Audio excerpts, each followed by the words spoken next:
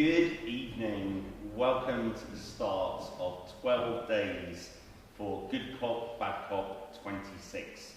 As I'm sure all of you, if you're not avoiding the news, are aware, the COP26 summit is happening up in Glasgow at the moment, and Rising Tides have put together an amazing festival of artistic response to the climate crisis.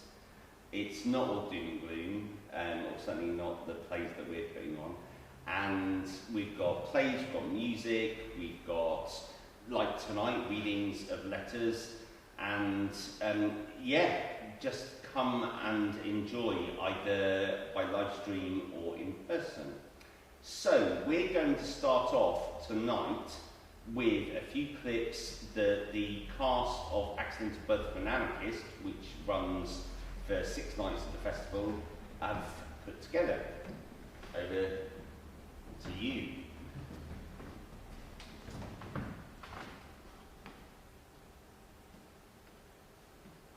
Dear artists and writers and poets and musicians, I'm writing to ask if you will help us. Will you help us protect this precious earth? Sleeping in the Forest by Mary Oliver. I thought the earth remembered me. She took me back so tenderly, arranging her dark skirts, her pockets full of lichens and seeds. When I was little, 2021 sounded like a year so far in the future. But here we are. I know I've hurt you, and I know you go on just fine without me. But if I can change, can we work this out? Probably the most famous haiku in the world was written by Basho in the 17th century. It just occurs to me that you'd be able to write it in the next century. Here it is. Furuike ya, kawazu tobikomu mizu no oto, which translated means an ancient pond, a frog jumps in, sound of water.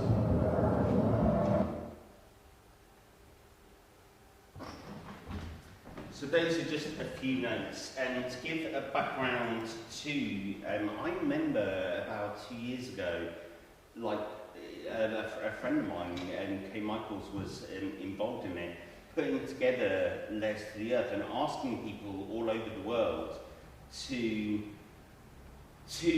just write a letter to the Earth, and now it's known as the largest creative response to the climate and ecological emergency the world has yet seen.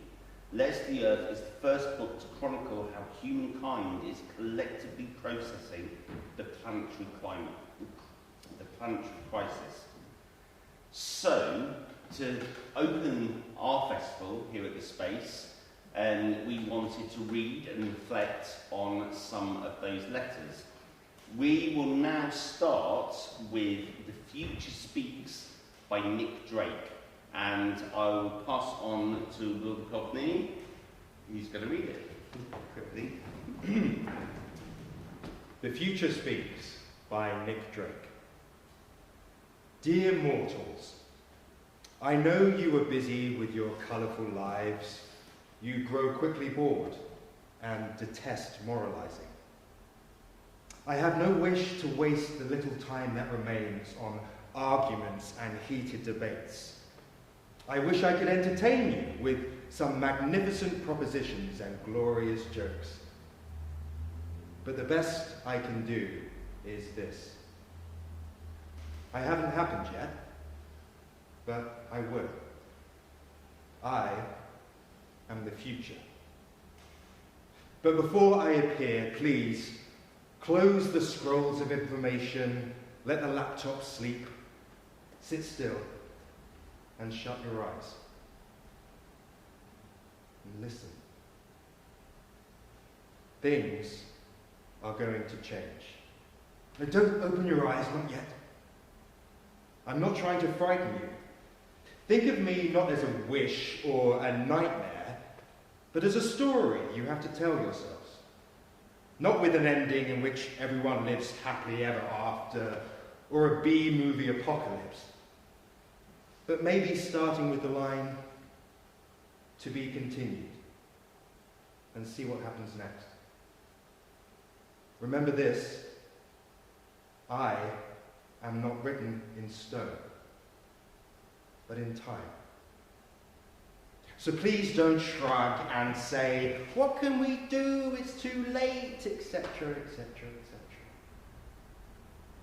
Dear mortals, you are such strange creatures with your greed and your kindness and your hearts like broken toys. You carry fear with you everywhere, like a tiny god in its box of shadows. You love shopping and festivals and good food. You love to dance in the enchantment of time, like angels in a forest of mirrors. Your lives are held in the beautiful devices, familiar in your hands, touchscreen to touchscreen, connected but alone. Perhaps you lie to yourselves because you're afraid of the dark. But always remember, I am here, waiting. We are in this together, face to face and eye to eye. I hold you in my hands as I am held in yours. We are made for each other. Now, open your eyes and tell me what you see.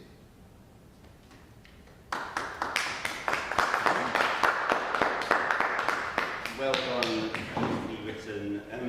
I mean, all 100 letters in the book are absolutely amazing, but this one has made me emotional many times. I'm going to ask you, those of you who are in person here, what do you see when you open your eyes, having listened to that?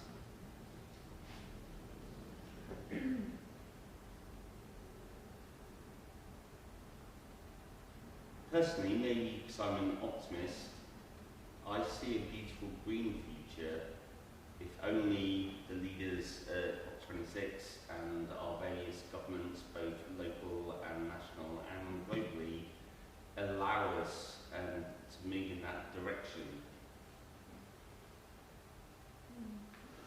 Other reflections? I see a very positive future because of the young people that we've got. That is a joy. I work in a primary school, and what I hear them say and what I see them do makes me feel really positive about what they're going to bring and what the changes they will make at 10 and 11. I just think that is quite remarkable. They've got such a good understanding from birth. They carry it, not like we did. It was, Yeah, this wasn't part of our childhood. I don't think we ever envisaged the situation we're in now. No, nothing like that we ever thought about when I was young. Plastic was a great thing, made everything easy, made everything simple, but now I just see them not using it and questioning why schools use certain things. That's good.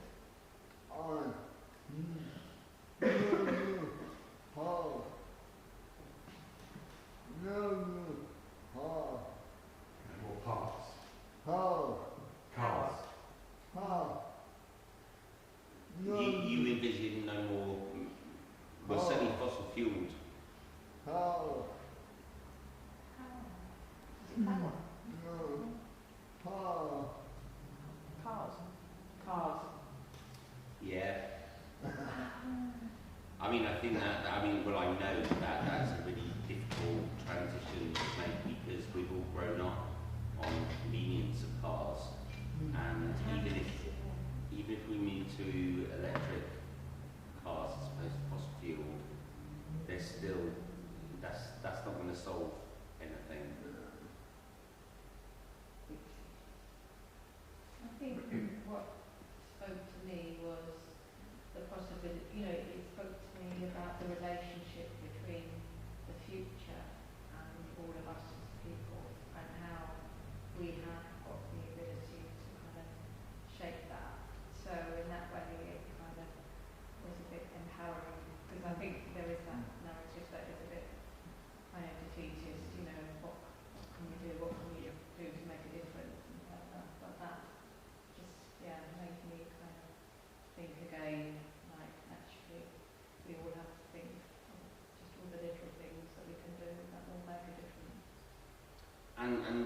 human beings, even the global leaders that are meeting at the moment in the summit in Glasgow, every single one of us can do our own thing, and for those of us that maybe feel like we don't have any power because a large part of us is down to corporations and global leaders, that actually there are things we can do, and all of those little things absolutely add up.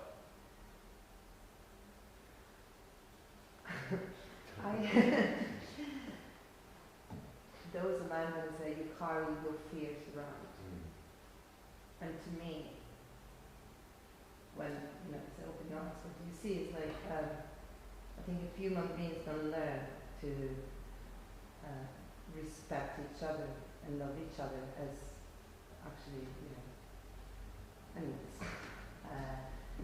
then it's kind of the thing that then you can't care about something else. So if we learn to love each other and respect and be compassionate, then that will translate to other things. Yeah. But just pretend that there's this thing that I'm not quite sure that, I care about the planet, but then you don't care about your fellow human. And to me it doesn't make any sense. So I think as a race, if we learn that and we come together, then that will, in my eyes, definitely help. That will translate to we're actually part of this. We don't know it. Yeah, I think one of Drake's, where it's like a poem rather than a letter, and it's beautiful. But it certainly kind of puts, I'm the future, and you are a species. And therefore we're all the same. Which I think is what you were getting at, this kind of global community. Yeah. Because when we talked about it on the phone, we sort of said, in my head when I read it, it's the future's sort of this compassionate, kind being who's kind of just saying, you've got a chance, guys. And we said that it's almost, he's not arrogant in the future, but it's sort of kneeling down and getting on the level of humanity, not just children, sort of talking to humanity as a child and saying, come on, you've got a chance. So the whole of humanity is sort of child and wide-eyed at that moment, just saying, come on, listen.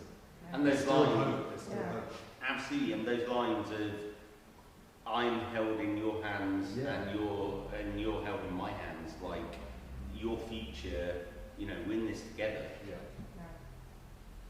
Absolutely. Any thoughts? As you said, to be continued. To me, I just think we are going to continue, and even if this is just my fault, even if we mess up, somehow the earth is going to replenish itself, the plants will grow, the creatures will create, and I just feel like we're not going to end. Yeah.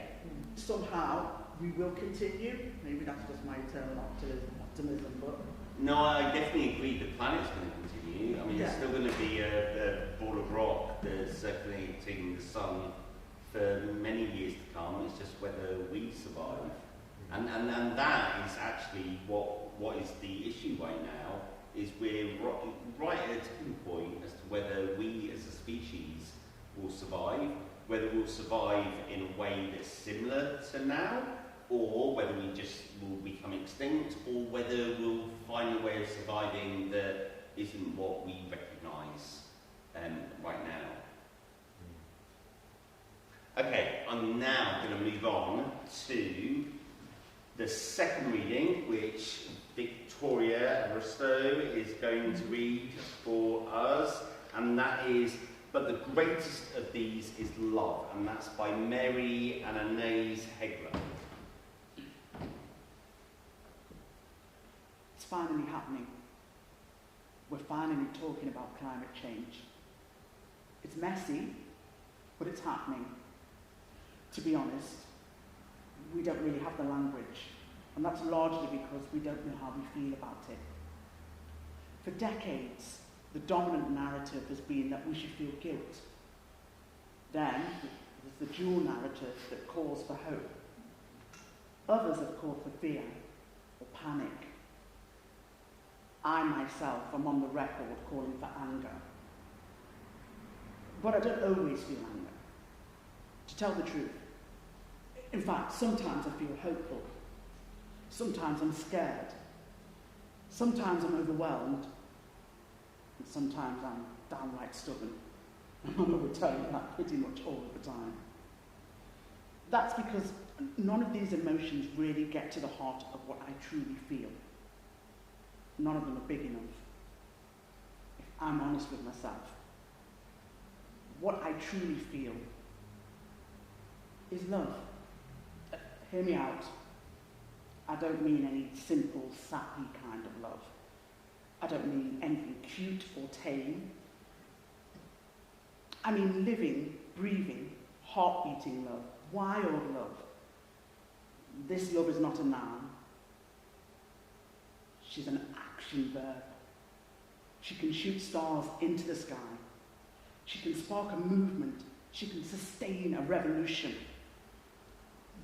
I love this mysterious, complicated planet we get to call home. The planet who had the audacity to burst with life, from her boreal crown to her icy toes at the South Pole. I love her caves and her valleys, and her rivers and her oceans. I love the majesty of larger-than-life elephants and whales and rhinos and lions. I love the elegance and enigma of all the different kinds of bats, even the ones that eat other bats.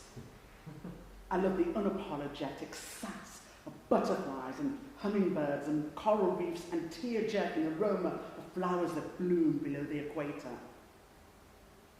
I love that nighttime symphony of steamy southern nights when the frogs croak and the crickets sing and the owls hunt. I love the taste of watermelon and blackberries in the summer, the way they ooze down the side of my face when they reach perfect ripeness. I love the delicate feel of honeysuckle petals and the warm, grainy earth and dewy grass on my bare feet. I love sitting on my mama's back porch in Mississippi to watch God do his work in the form of late summer thunderstorms underneath a thick blanket of humidity.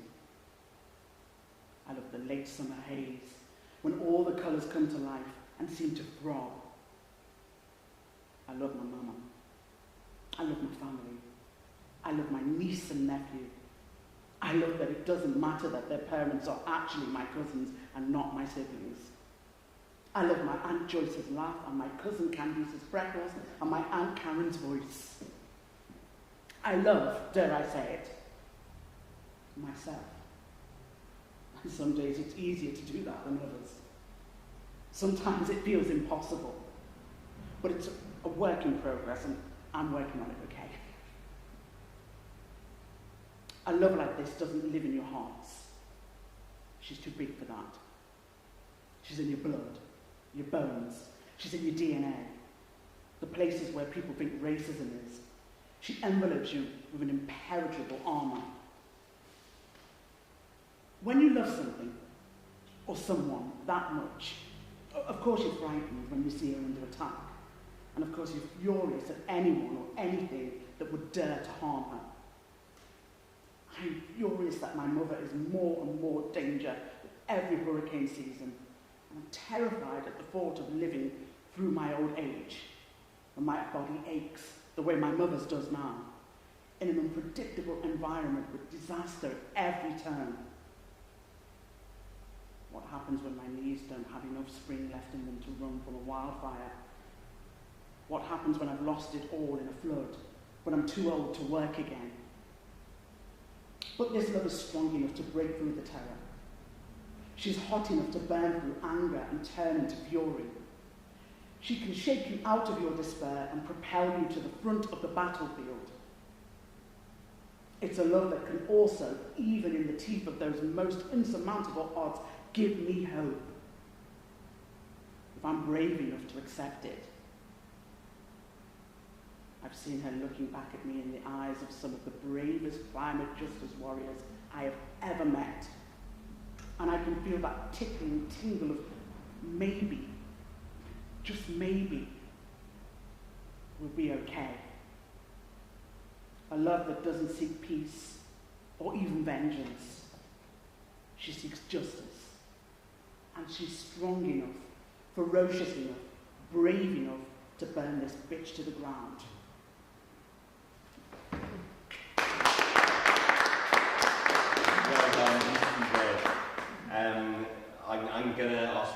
reflections in a second, but for me, it just came across as the power of love. And to be honest, I think going back to what was said earlier about community and all working together, it seems like it's only going to be love that is going to pull us through this. Reflections. Well, yeah. And went back to what I was I think the bottom line in general is, as a race, we need to, as in a species, as you said, we need to wake up. Absolutely. You know, like the planet is doing its thing with parasites. Yeah. No respect whatsoever. Like, things are, you know. A few decades ago, I remember reading in The Guardian someone referring to the human race, the author, as parasites and trainers. Yeah. Or virus and trainers, or something like that. But yeah, I mean, right now, we're kind of doing that. And maybe all the various weather changes and what's happening to the climate is the world trying to throw these ticks off its back. Deliberately getting rid of it. And I understand that, you know, when you're under stress as a person, we know that from normal life and relationship, you have to shut down. Because it's easier not to, you know, to listen to the truth, facts. Because it's too scary. When something is scary, I'd rather go into conspiracy theories or whatever that makes, you know, because it's too big, can't be. So let's, you know, create a different narrative that is crazy, but give me comfort because this is too crazy. Human beings are weak. What gave me comfort listening to that as well is how nostalgic I was feeling for nature and for the environment. And then that also then made me feel sad and angry and all the emotions that she says early on in that letter. I felt all of those. Yeah, I felt really frustrated. It's that thing, isn't it? Because you think, I'm full of, you know, I think individually, I'm full of love and I love rhinos and I love this and I love it. Why isn't everyone doing that? And if everyone isn't, then why? What's the point? It's that sort of, why are you talking about how much you love animals because you watch Richard Attenborough on BBC One on Sunday and then you're writing about it, but you don't really care. Yeah. So then I don't care. And it kind of, then, do you know what I mean? It's that real frustration. Isn't it people sort of say, be kind, and then you see people not being kind. Or you walk down the street and someone throws litter on the floor and you kind of think, well, what's the point? Yeah. It's that sense, as well as the lovely stuff, but it is that kind of, oh. Yeah. And it's also the love of life, all the things that she's talking about. Family, her mother, the nephews, the nieces, the honeysuckle, the blackberries. Remember blackberry picking? Yeah. Well, I mean, you still can blackberry pick, but if we carry on, you won't be able to blackberry pick. No, absolutely. We like I said, that kind of gave me that nostalgic feeling until I got angry that we might be losing all of this. What are you going to say? Yeah, and that was really beautiful, and I really enjoyed it. When she was talking about the love for the family, you think that actually loves them, warts and all. And we do have that frustration, and we do have that. You have a perfectly nice relative who's really lovely, but then will say something completely stupid or do something ridiculous, you know, just not care about something enough as you do. And though you really love them, you're just frustrated and angry at them. And I think also as well, it shows people, I think we live in quite a selfish society here in London, very much. We're just a few miles away, not far away from Canary Wharf, where everyone's out to make lots of money, and they have a lot of good intentions, and they will donate money because they can, and they will put into a charity, which is, that's it, that's all they need to do, but it's not enough. And the frustration of it and the anger that I felt from it was just like, it's not enough sometimes. What we do is not enough. You're just not getting the big picture. And but we still love these people because they're our family, they're our friends, but yet they can make us frustrated and angry at the same time. And yet we still love them. Yeah.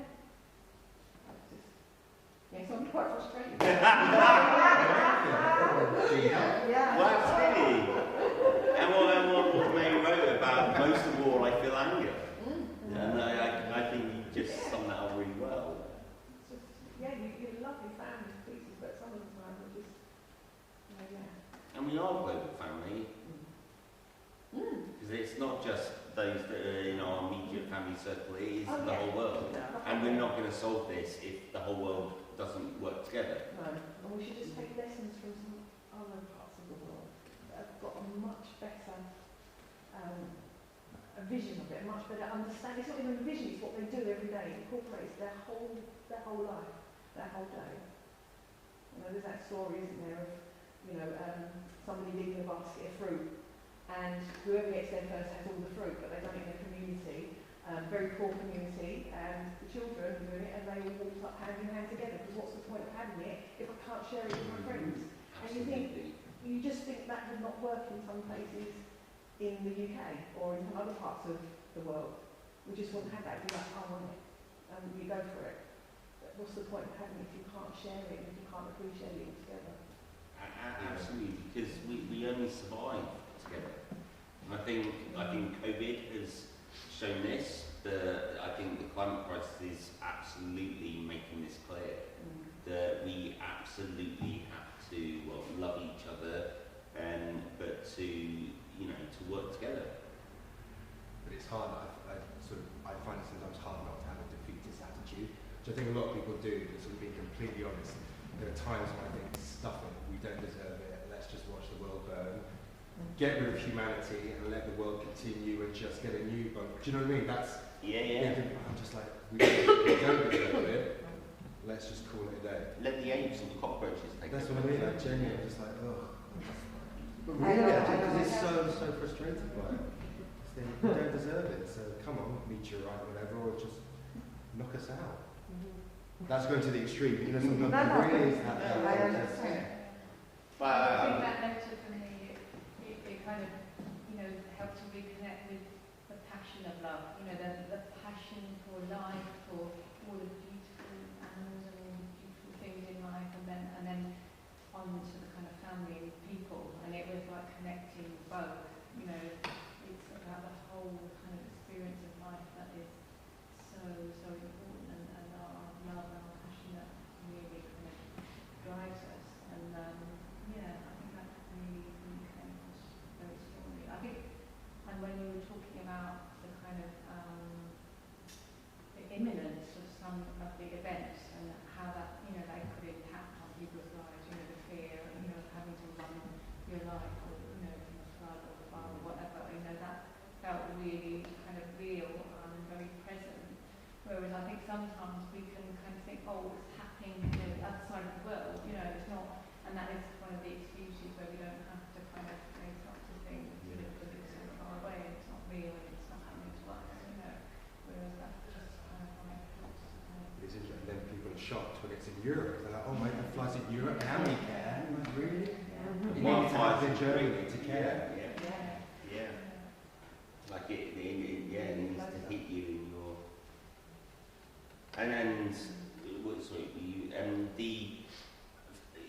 For me again, that poem just reminds me about everything that's important. Like, everyone has a loved relative, everyone has a loved friend or a partner or spouse. I'm pretty sure everyone has a love for some animal, if not all, or get a joy from a butterfly or a particular plant or a flower or whatever. And that letter particularly brings up all the emotions, all the different things that you love.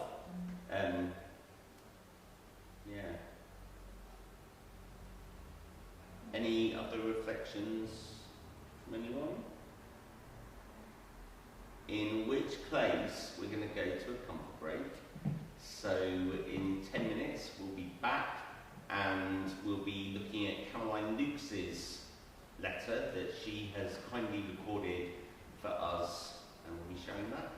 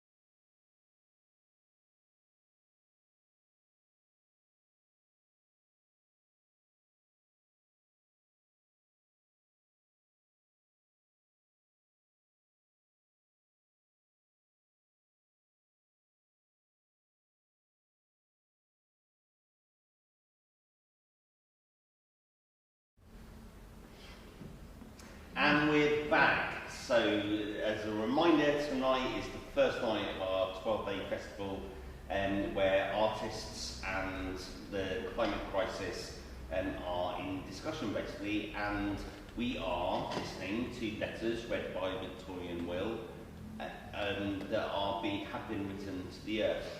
And now we're going to start off with the only letter that isn't being read by Victoria Will, which is Caroline Lucas's letter that she's very kindly recorded her reading for us. So we'll put this on shortly.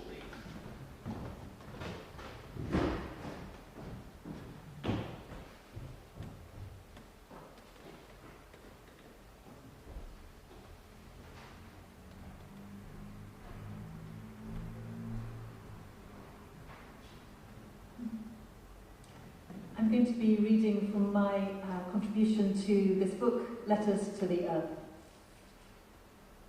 Dear artists and writers and poets and musicians, I'm writing to ask if you will help us. Will you help us protect this precious earth, to inspire us to believe that it's not too late to act, to show us that each and every one of us can make a difference, and to convince us that the system can still be changed. I ask this of you because I recognise that politics has failed. As a politician myself, that's not an easy thing to admit. But I know that even those politicians who understand the urgency of making the transition to a zero-carbon economy have not succeeded in persuading parliaments around the world to act with the speed and determination that's necessary. In our obsession with policies and procedures and parts per million, we've appealed to the heads but have failed to touch the hearts of the people we represent. Yet the overwhelming question we face today is one that needs not only an intellectual response, but an emotional response as well. Why didn't we save ourselves when we had the chance? Those words quite literally haunt me. I wake up in the night with them going over and over in my head. 10 simple words that are spoken by the late, great Pete Postlethwaite in the wonderful film The Age of Stupid. He plays one of the very few survivors of climate catastrophe in 2055. And as he looks back at reels of television footage, real footage from weather events from the past few years, the typhoons in the Philippines, the heat waves in Australia, the freezing temperatures in the US, he poses this simple question: why didn't we save ourselves when we had the chance? And the hairs go back up on the back of my neck. It's the most important question of our time. Why is it that we seem to be content to be the species that spent all its time monitoring its own extinction and its willful and knowing destruction of its own fragile and precious home, rather than taking active steps to avoid it? Now, many reasons have been suggested. The power and vested interests of the fossil fuel companies, who are increasingly not simply lobbying government, but being given senior roles within it. Or the fact that people are too busy trying to get by, trying to cope with the latest obscenity from a leadership intent on making the poorest and most vulnerable pay the highest price for an economic crisis not of their making. Or that we're being bombarded by thousands of advertisements each day, all of them persuading us to go out and consume more, to spend money we don't have on things we don't need, to make impressions that don't last. But more than any of these, I think what stops us from acting is the fact that we rarely have the courage to emotionally connect with the reality of what we're doing to this one beautiful and precious earth. Academically, theoretically, we know about the dangers of exceeding 1.5 degrees centigrade of warming. But one of the reasons we don't internalise that reality is that we fear the darkness that might engulf us if we do. How do we cope with the thought that humanity might not wake up in time, that climate change might become irreversible, that societies, even in the developed world, might no longer have the ability to respond or cope? How do young people in particular cope with the reality that their parents' generation has brought this earth close to collapse? When we really connect and feel the reality of what we're doing, such feelings of powerlessness, of despair, can be difficult to escape. And that is why we need your help. We need you to paint the positive pictures of how the world could be, and to tell us the vivid and compelling stories that show us that when people come together and act, there is always hope. We need you to remind us that human beings are endlessly caring and creative and innovative, and that if we choose to, we can set our minds to anything. We despair when we have no stories to describe the present or to shape the future. Political failure is, at root, a failure of imagination. But with your help, we can rekindle our imaginations and rediscover the power to act.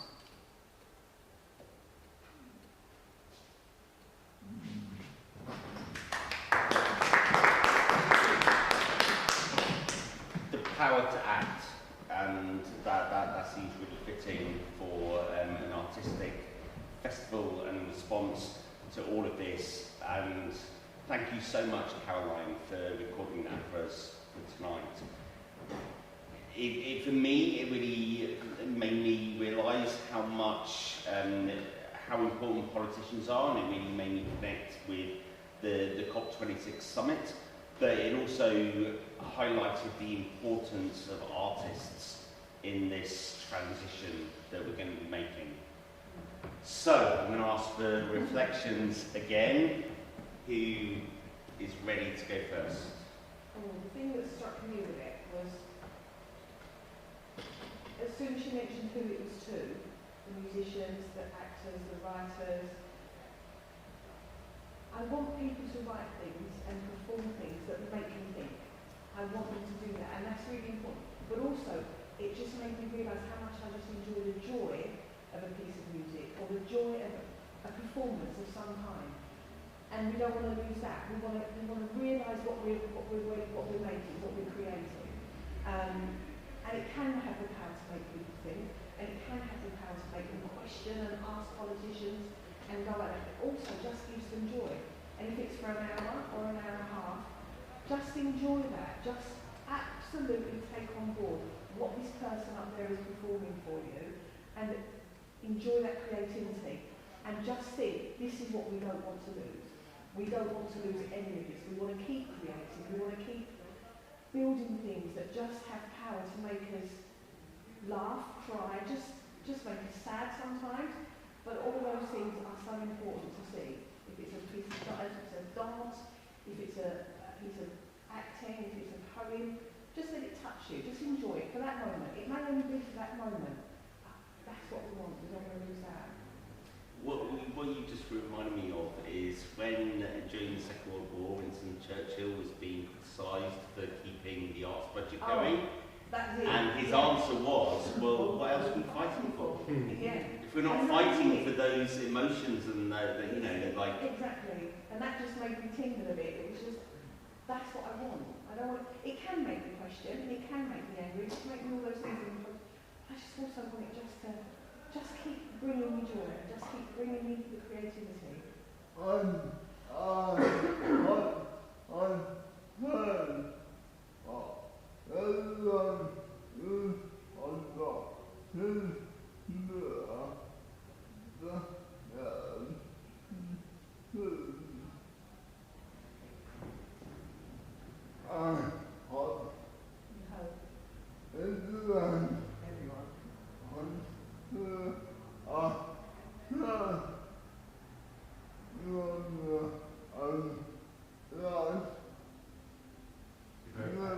You have everyone comes to a show. No more online.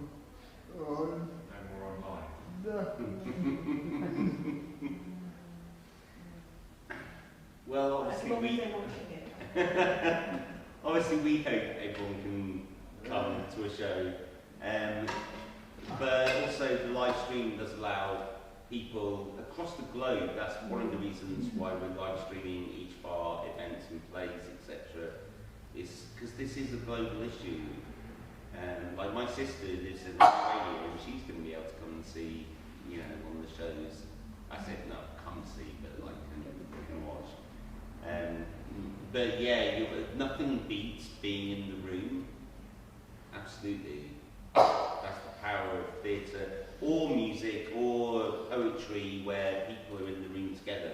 It's really powerful, and our hearts sing.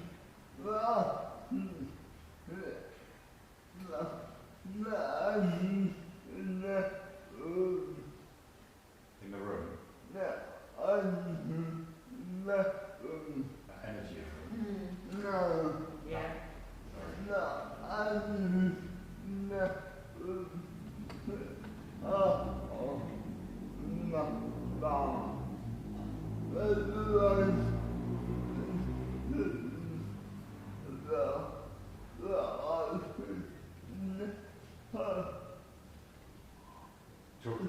He's saying talking about that atmosphere, is that what you're saying? Because it's the sense of shared experience. Absolutely. Yeah. You know, that it's harder to feel when you're remote from something, even if it's perfect fidelity and very realistic. Still that sense of shared experience that people crave. But definitely, I mean, storytelling, which is basically what all art forms do, you know, they started well before internet and, you know, even computers, like sitting around a campfire or painting on the rock walls. You know, they were performed before people even read. Well, absolutely. Before the language was even like, yeah, absolutely. And that's a real coming together of human beings. Are there reflections on Caroline's letter? I think it was the kind of idea of how art and theatre can do something that perhaps politics can't, you know, that actually can reach out to people in a different sort of way, and it, you know, can help people to connect emotionally with the issues, because, you know, there's a lot of intellectualisation and like talk, isn't there, which doesn't necessarily translate into action. And actually, you know, when you actually are kind of sort of touched by something in a different kind of way, an emotional way, then maybe you're more likely to connect and more likely to kind of then kind of act. I think absolutely with that, and what one of the projects within the next 12 days is a project called Evidence. It's calling for 3 nights, and that is we paired scientists or climate experts, like one's a climate economist, others are academics, others are scientists, etc. And we paired them with playwrights to come up with new bits of writing together. And it's exactly that, because the experts might have all the statistics and the figures and the numbers, or the long words and the papers and the doctorates, etc.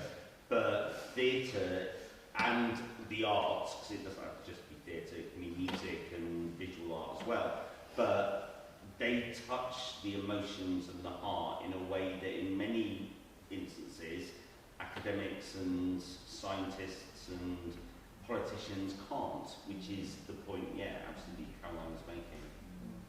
And it's getting that balance, isn't it? Because you don't want to go to a show where you're just being thrown facts and figures because you zone out. It needs to be done in a way. Yeah, you just But that is where theatre is so important, and why we set up Writing Ties in the first place, is that theatre's entertaining, theatre is educational, theatre touches the emotions, and therefore, yeah, obviously next I'll have a play or 1,000 plays about recycle in the right bins, etc.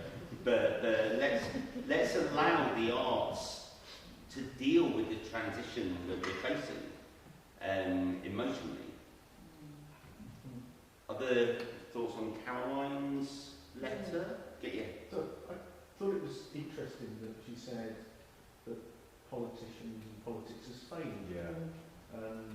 And you know, Caroline Lucas has never really been you know, a politician in one of the big mainstream parties.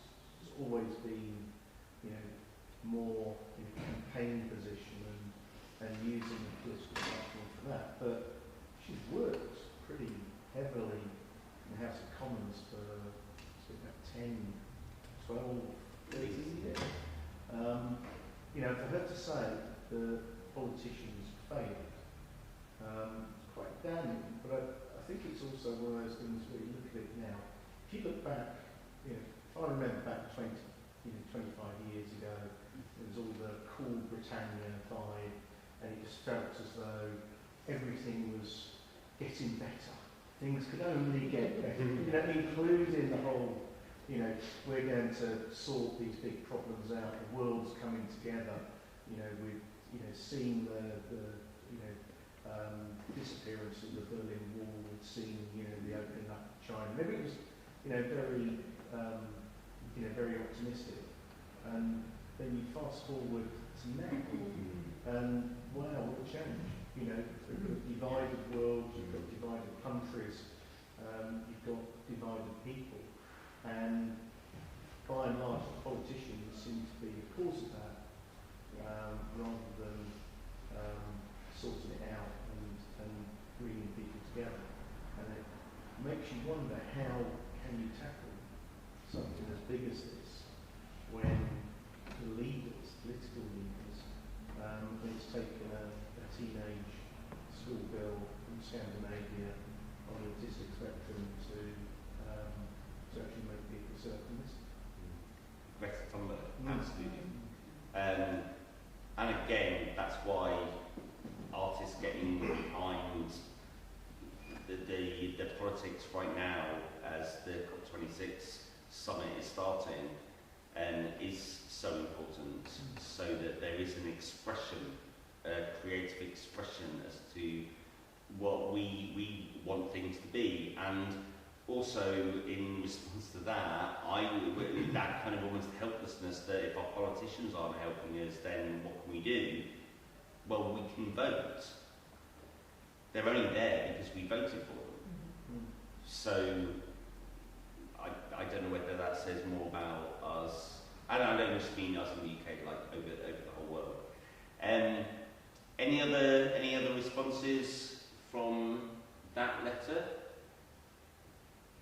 In which case, Victoria. So Victoria's next. I'm going to our last few letters are by individuals that are connected with this festival. So what Victoria's just about to read a daring invitation, which is by Professor Rupert Reed. He's one of the experts that has been working with us to develop a new piece of writing, and one of the evidence plays. He is presently under trial for throwing some paint at a building, and he is in Glasgow right now as part of the COP summit. So let's hear from him.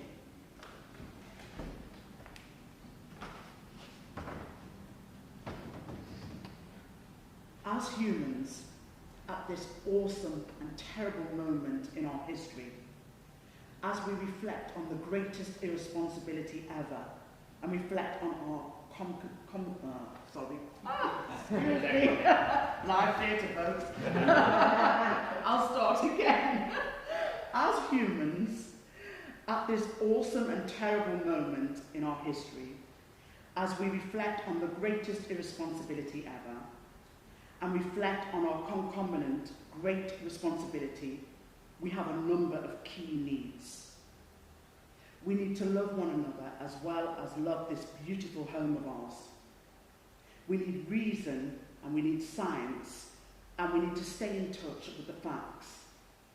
But above and beyond those, we need trust, to have faith, to believe in the possibility of ourselves as earthlings, even when reason says there is no reasonable hope and no reasonable doubt about the fate that lies in store for us on our planetary home.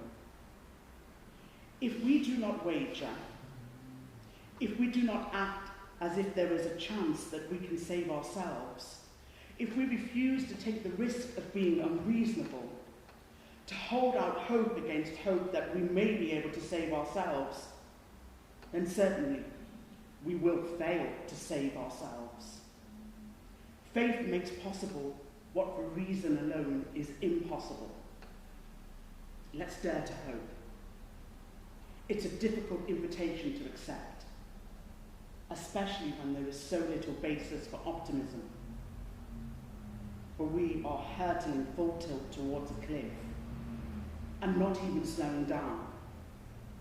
We are planning to make the long emergency that we are in worse for decades to come, when we ought to be taking seriously the fact that every bit of here we generate by burning carbon traps in its turn tens of thousands of times more heat in our greenhousing atmosphere, which it stays in for decades. That's why we are in such desperate trouble. The timelines are pitted against us. We have as yet little wisdom in action to change direction.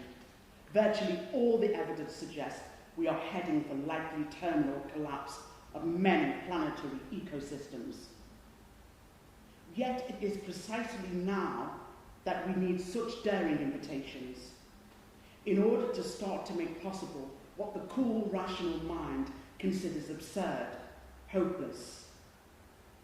Hope can and must spring eternal from nothing but the bare possibility of itself, from the mere fact that it ain't over till it's over. Dr. Rupert Reed, whose hope lies in the Extinction Rebellion.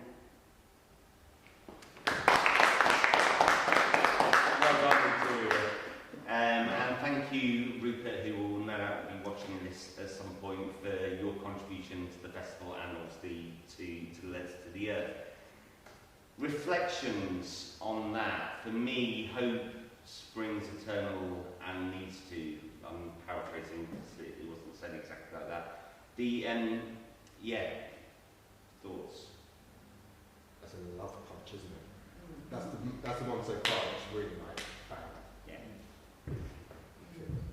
No, I completely agree.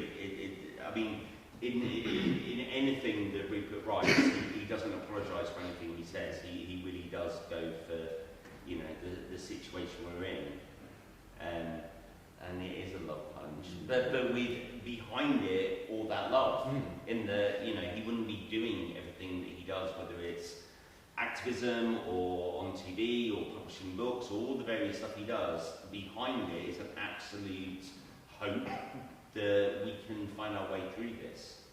When he talks about the greenhousing atmosphere, it just made me think about when I was a teenager in the 80s, they used to talk about the greenhouse effect all the time.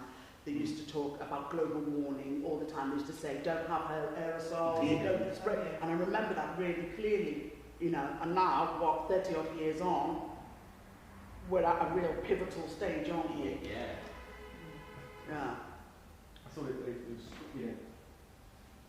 quite powerful the way he pointed out that we're not actually planning to stop this. We're planning for it to get worse before it gets better. And that's interesting, isn't it? If you were, you go back, 18 months, and even the mention of herd immunity would let people die, and it's going to get worse before it gets better, and that's our plan. Lasted minutes before they corrected themselves. If you did it with anything else, almost, this is going to get worse before it gets better, because we're planning for it to be like that. Not because it's impossible, but because we've decided to let it get worse before we make sure it gets better. They would last, moments, everybody be up in arms. But that's what they've just said. We're going to leave it until 2050 before zero carbon. I think India's 2070. We're going to squeeze those dollars out of that oil. Yeah. Well, until it's no longer our problem, because specific, because we're all the older and it won't matter as much. Yeah. And it's also interesting internationally how you say, well, it's glad that Mr. Modi has said that he's going to be more produce more green energy, but he's not going to be carbon neutral until 2070, and that's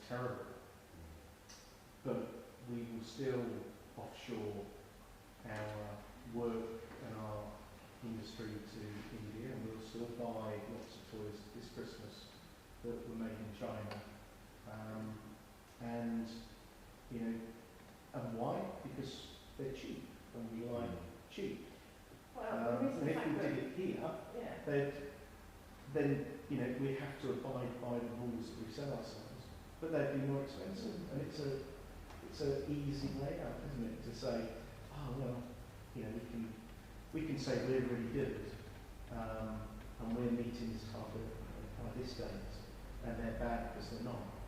But actually we're benefiting from the fact that they're not through the reduced prices. One of the other lessons was saying about how the poor will be remaining poor. We will make it happen so that the poor remain poor. And that's why, you know, a lot of people in Town Hamlets, Newham, Hackney, all sorts of boroughs now, all sorts of areas, will go and buy cheap toys because they want their children to have things, and they're cheap. They can't afford to go and buy things that are manufactured in this country, and it's just outrageous that we're losing sight of that in some ways and what's happening. You know, it's terrible. Well, it's why Rupert, who used to be the spokesperson for Extinction Rebellion, hence this was published 2 years ago when he still was, he mentions Extinction Rebellion, but it is why there are lots of people calling for systemic change. Like, this isn't just a case of, you know, putting recycling in a different bill. Like our whole system is geared up around fossil fuels. Like, the way everything is organised is damaging the planet. So it is more than just voting a new politician or, like, say, you know, reducing the waste. It's much bigger than that. I think it's just about some kind of reset, isn't it? You know, I mean, we're such a consumerist society, and you know, that's the message we've all been fed for so many years. And actually, you know, what could we have a different kind of society? Could we move away from this kind of massive consumerism? You know, could there be other, you know, food sources? You know, I mean, but people kind of almost need ideas, you know, to kind of, you know, how could we live our lives differently? You know, could we construct something together that would be different in the future? Definitely. And I do think some ideas are being suggested, but I mean, God, any of us, I've certainly been on a diet in the past, and any kind of change, you know, is naturally, I guess, difficult, and I think well, it is going to be a transition, whether we like it or not. We are going to have to transition to a future or not a future for us, and that is difficult, and I think a lot of people want to avoid thinking about it. Other thoughts, reflections, comments? Cool, in which case our last letter for the evening was written, there you go, by Mark Rylance, who's also the patron of our company, the Rising Tides, and thank you, Mark, for everything you do in supporting us, and he also contributed to this book, and it is A Great Non-Conformity by Mark Rylance. Sorry, my voice goes a bit. Excuse me. Dear Earth, having just returned to New York City after travelling by raft down your Colorado River through your Grand Canyon, a shock the city this first day. After 16 days on your river, deep in your Grand Canyon, 2 billion years before today, another great non-conformity. I stand back while I stand forward. I eddy while I rush down river, observing my need to take part, to be heard, to express my views, to obtain, to be needed. Why? What need? I stand also between forward and back, balanced on a paved walk that is itself balanced on granite, deep, dark, quartz-ingrained granite, that is itself moving between then and now, and all of us, every cell, bound to and born from this waltzing inner and outer core of molten compressed stardust. I stand and collapse the high skyscrapers. I haystack, boil, and whale rock them down into the avenues and side streets. The dam is dismantled, and I let my imagination empty out. 50,000 cubic feet per second more roars down the avenues and swells into the numbered brutal grid. Debris begins to slide in from the cross streets, and the yellow taxis climb and fall on rapid waves of my imagination over narrow gaps in the huge piles. Long, rolling tongues swell uptown of these rapids, and downtown flipped taxi cars and buses form submerged or visible jagged obstacles. Times Square is a maelstrom, and all the traffic heads one way, down to the ocean. I see the city collapse completely, and the sky rise and flush it all out. Concrete foundation, steel ambition, glassy vanity, brownstone, penthouse, office floor, all reduced to a layer of sediment. No, only a slightly different shade in a much larger layer of sediment. A matter of subtle geological pigmentation in a dried beach. A few inches in a 1,500-foot thick blanket of sandstone rolled across the other Manhattan granite and Hudson River basin, buried, most likely forever, unless revealed in time to come by some post-historic river, earthquake, or shifting tectonic plate. To what, to whom, what, for why? My beloved has her hand on my naked shoulder. You're all right. It's all right, she whispers in the darkness as my eyes open momentarily, amid the embracing waves of sockdolager, granite, crystal, the dreaded lava falls, rapids, like our present age, where each night in sleep Psyche rows me again down Pan's Grand Canyon. I stand also now beneath, forward and back, within the universal darkness. I see the city obscure the stars, my travelling companions down the Colorado, Cygnus, the Milky Way, Orion, the distant Andromeda, all obscured above the city's man-made canyons and uplit cliffs of Showtime Square. But I know their infinite space is there. I know they are always there, older than our Earth, our Sun, but of the same nature. The same dust that pools in the hotel bath when I wash my clothes and fills the tiny wrinkled tributaries and lifeline canyons of my sunburned hand, holding down this page, while I scratch about and scribble in another great nonconformity. Wish you were here. Many blessings. As sometimes Broadway actor, Mark Rylance.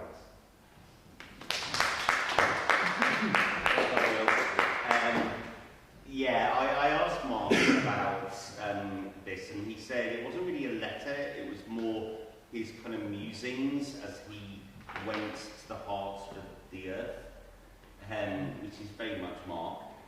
So, responses, reflections on that.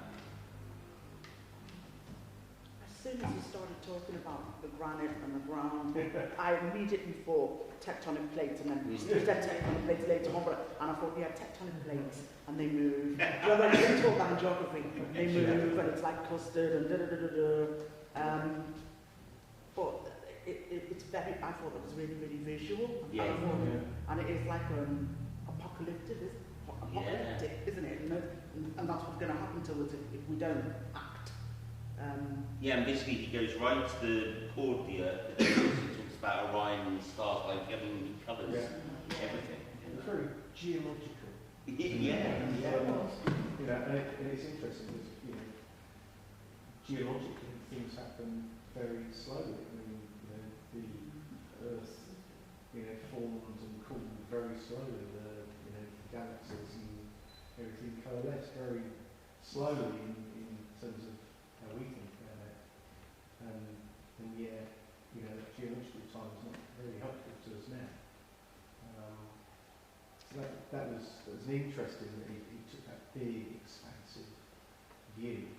But then you think, what took millions of years,